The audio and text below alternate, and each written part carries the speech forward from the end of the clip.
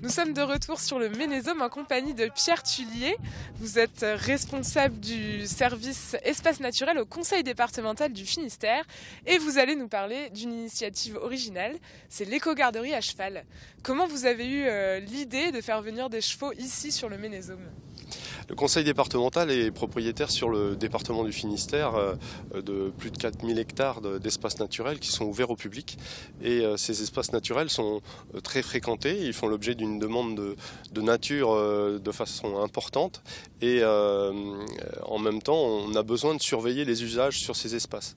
Récemment, on a étudié avec l'Institut français du cheval et de l'équitation l'opportunité de créer une éco-garderie à cheval pour à la fois assurer une médiation auprès du public, mais aussi de surveiller les différentes pratiques sur ces espaces naturels de plus en plus fréquentés. Alors, quand on parle de médiation auprès du public, de quel public on parle ? Là, on a vu des trottinettes tout à l'heure. Qui fréquente le Ménésome ?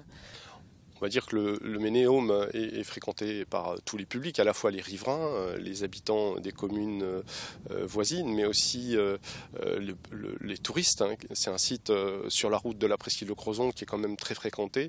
On s'y arrête assez facilement. On a à la fois donc, on va dire, des visiteurs en camping-car, mais aussi beaucoup d'activités de pleine nature.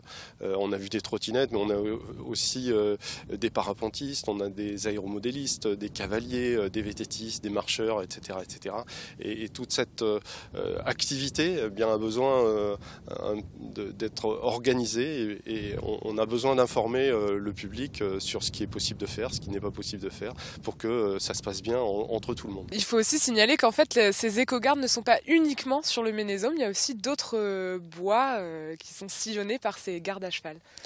Département propriétaire de 4000 hectares. On a 170 sites. Alors évidemment, on va concentrer cette médiation environnementale plutôt sur les grands sites.